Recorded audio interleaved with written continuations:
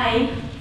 Okay, so I'm going to start with giving a short introduction and history of what is the occupation and what is East Jerusalem, even though I hope most of you already know because I'm not going to do it very professional. Then I'm going to talk about the situation nowadays, what's going on, who is involved, and later about activism, Palestinian Israeli activism, and Israeli activism on the bad side, which is the right-wing activist settlers who are the biggest problem right now in occupied East Jerusalem. So, I am 20 years old. I did not do the Israeli army, as you might have guessed. I had the option of volunteering with any NGO or organization that I wanted to, and I worked with Rabbis for Human Rights for a year.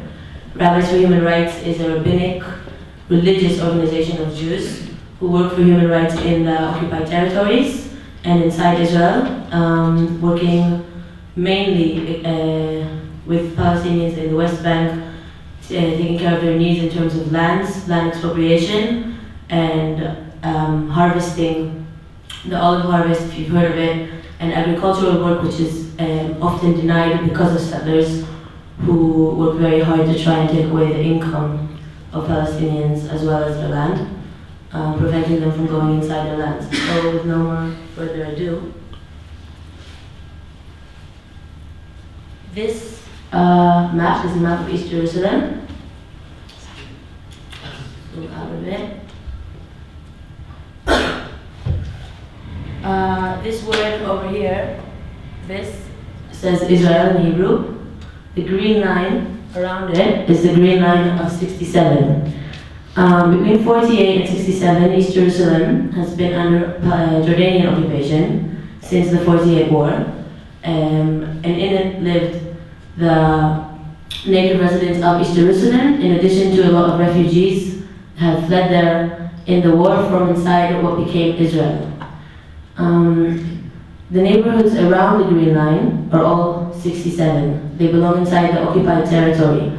Occupied territory is actually a legal term that Israel gave the territories that it occupied in 67, saying we do not want these lands, we don't want to make the people inside of them, the population, Palestinian population, residents or citizens of Israel, so we're going to keep a military regime inside of them. That is what makes settlements illegal.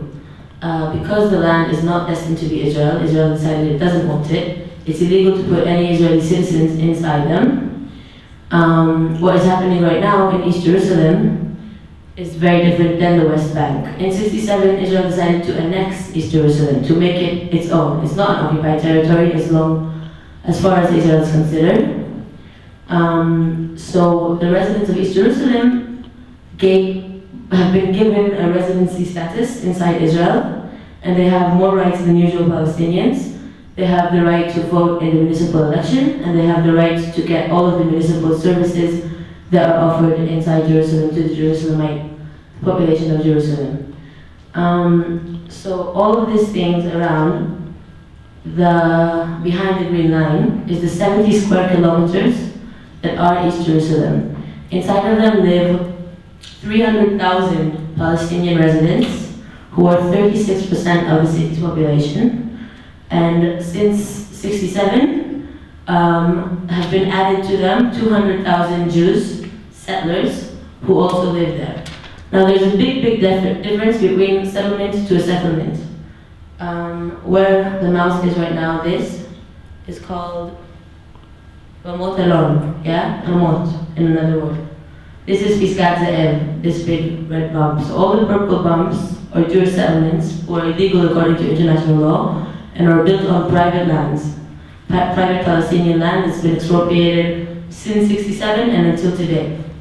The people who live in them often do not know that they live on stolen land. As opposed to these settlements, which are not legitimate and are not legal, but the residents of them are quite innocent, we have a different kind of evil settlement, a kind known in more like an outpost. Settlers who are very, very idealistic, very extreme, and go to the heart of Palestinian neighborhoods, taking over houses, either if by legal maneuvers, using the fact that Palestinians do not have equality within the law, or by squatting houses, forceful evictions, bribery,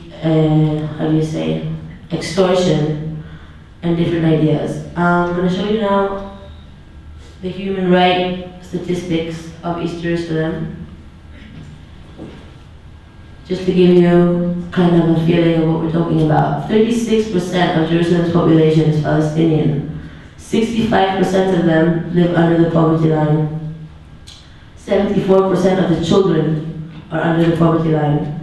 The statistics are quite big in the west side of the city, but don't let that mislead you. It has to do with the population of West Jerusalem, which is also very religious, of ultra-Orthodox Jews who also have a lot of children and are in very bad conditions. They're also very discriminated against by the state and the municipality. Land. Out of 70 square kilometers who were privately owned by Palestinians in '67, 25,000 have already been annexed to the city, and the remaining 45,000, only 13 kilometers are good for building, and also on them you cannot build, but we'll get to that. So that's construction on the land expropriated. They keep building these settlements.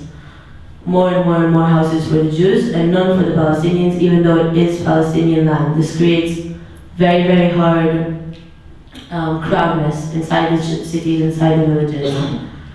Home demolitions, also a big problem, as you can see. Can you see?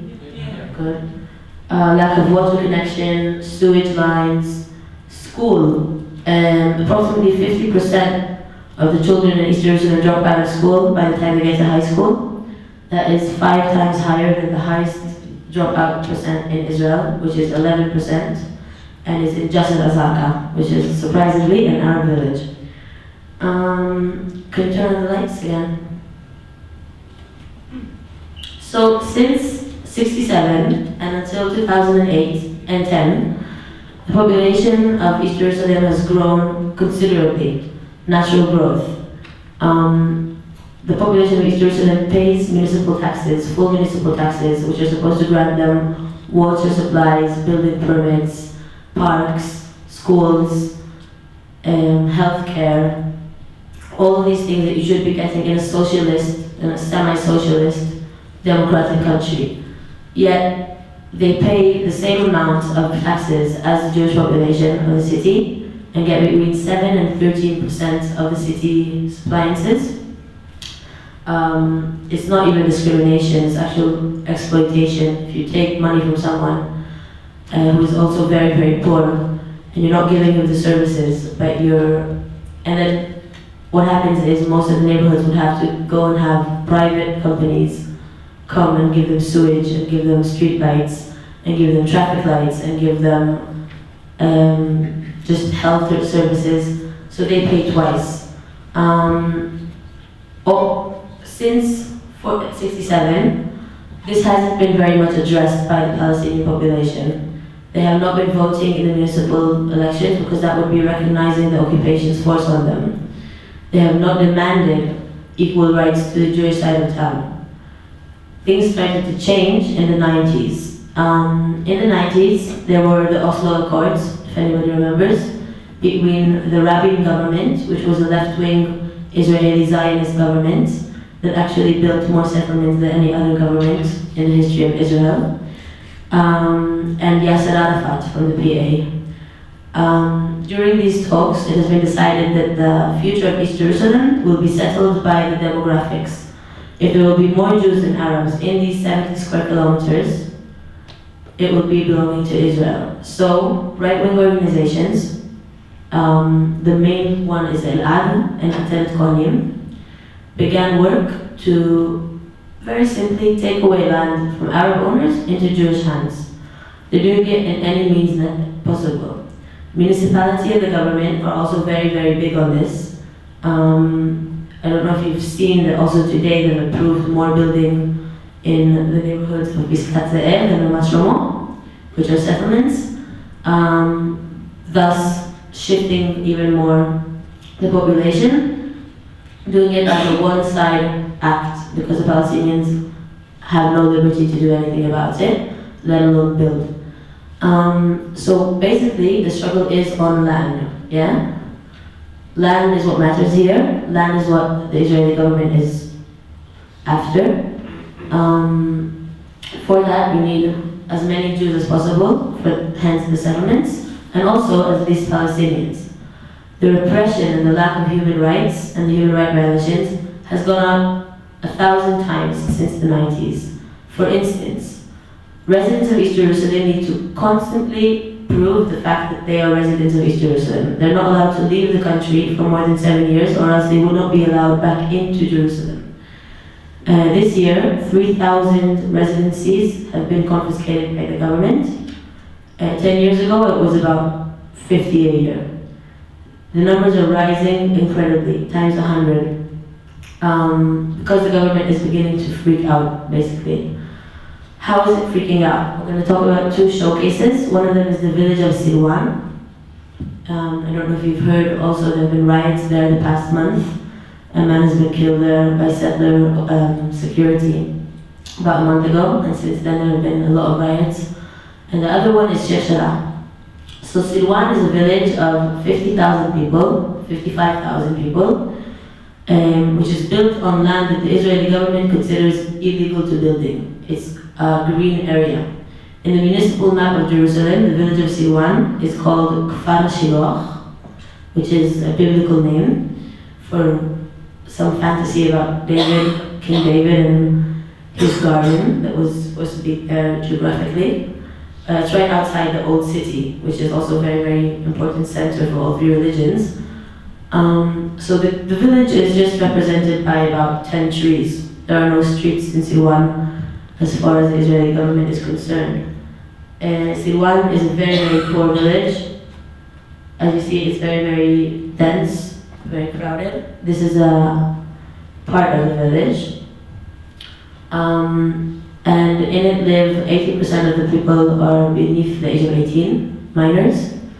It's very, very poor. Most of it doesn't have any sewage lines, any street lights. There are holes in the floor, and it's very, very close to the old city, which is why the settlers want it. So an ad organization has begun in '93 to take over land inside Silwan. They're using a racist law inside the Israeli law system.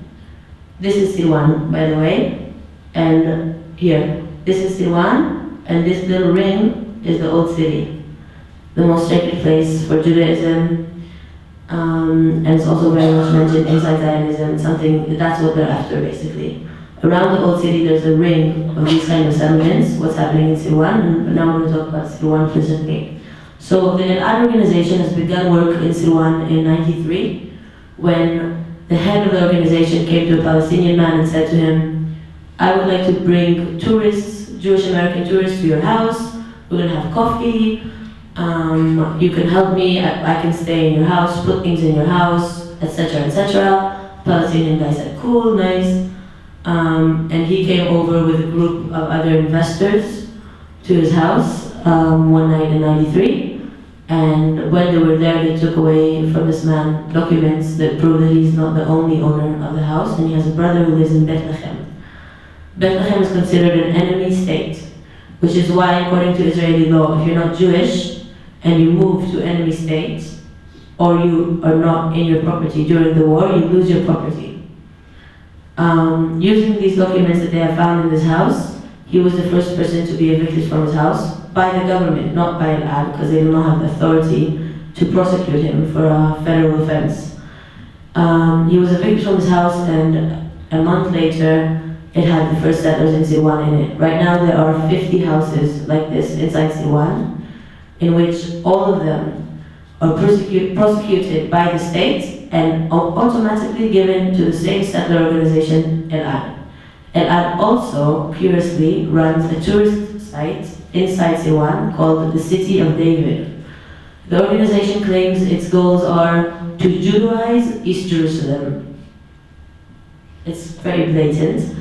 The archaeological site, the city of David, has a goal to find Jewish